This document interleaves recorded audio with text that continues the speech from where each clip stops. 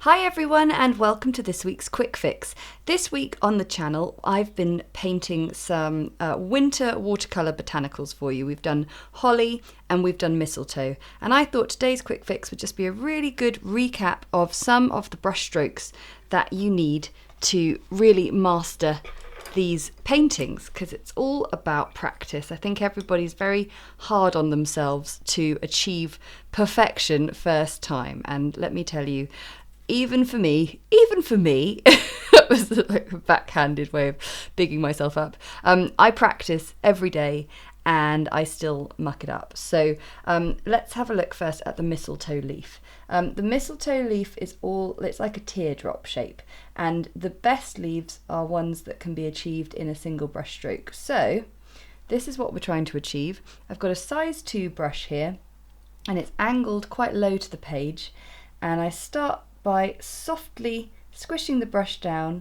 and gradually drawing it up and lifting the brush away from the page to the point where I'm just using the fine tip of the brush. And mistletoe leaves are always curved as well, so that's quite a nice, it sort of helps when you're doing it in one fell swoop, that you will get that nice curve because you're just doing it all by hand.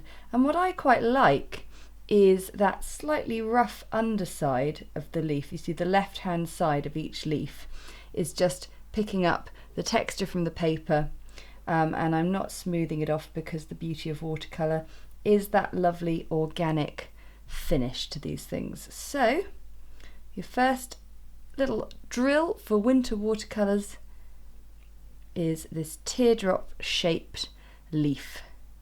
So we're just going to finish off the page, and by the end you should be feeling really confident to create your mistletoe leaf shape. Okay, so the next one we're going to look at the berries from holly, because berries are achieved really simply and effectively by making use of unpainted space. And I've got some fluff on my brush. So I've got some cadmium red here, and again it's all about having your brush angled quite low to the page to allow yourself to use the length of the bristles and not just the fine tip. So I'm going to squish the brush down and then come round, drawing it up again to the tip to then finish off the circle. It uses up quite a lot of colour on the brush, so we need to refill our brushes. And when you are coming up round with the tip of the brush, usually you can still achieve quite a nice smooth berry round shape by making sure, you've got the tip there.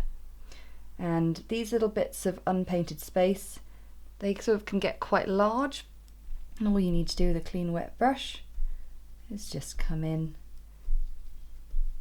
and smooth them out, and that actually looks even better. So let's just finish the page, really pressing the side of the bristles into the page to get that lovely thick, what starts out as a C curve and then loops all the way round into a full circle.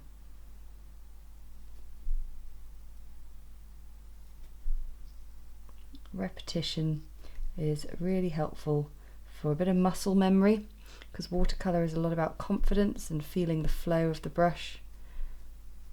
So a bit of muscle memory is all good. Okay, and now we're going to look at the holly leaf. The leaf that a lot of people find very challenging. It doesn't have to be that way, but what we're going to do is just look at the half, the sort of one half, so you're looking at the edge.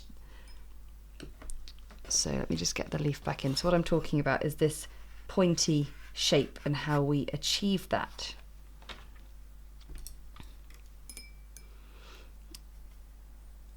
Well, the first thing is to have a central line of your leaf. So I'm going to use quite a sort of broad line of the yellowy green, and then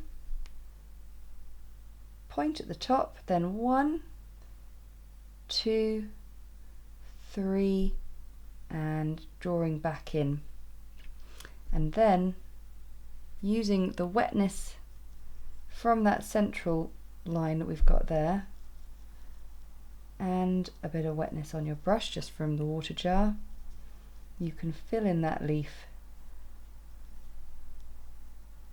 and provided it's nice and fast, it can be really successful. So let's try that again. So central line, just nice and thick, doesn't have to be thin at all because it's all about getting lots of water on the page, and then pointing out, and then the middle one can be just a bit further out, the fourth one a little more back in, and then the last one really in on the page, back into the middle.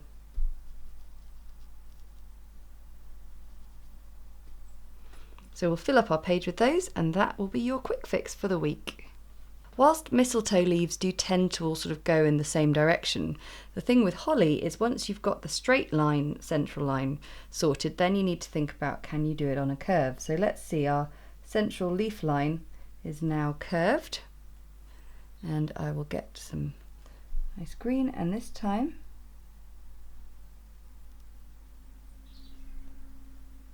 can you follow it round? It requires sort of a little bit of lengthening of the curves between the spikes.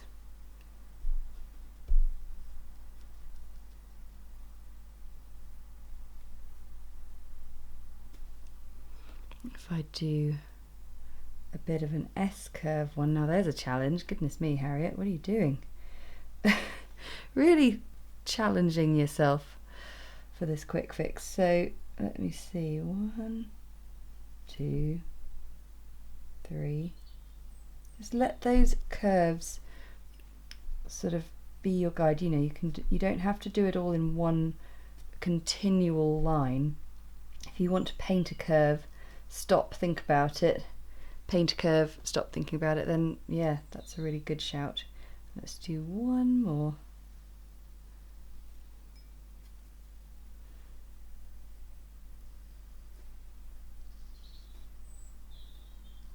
And sometimes you might just need to add a little extra curve, and that is absolutely fine.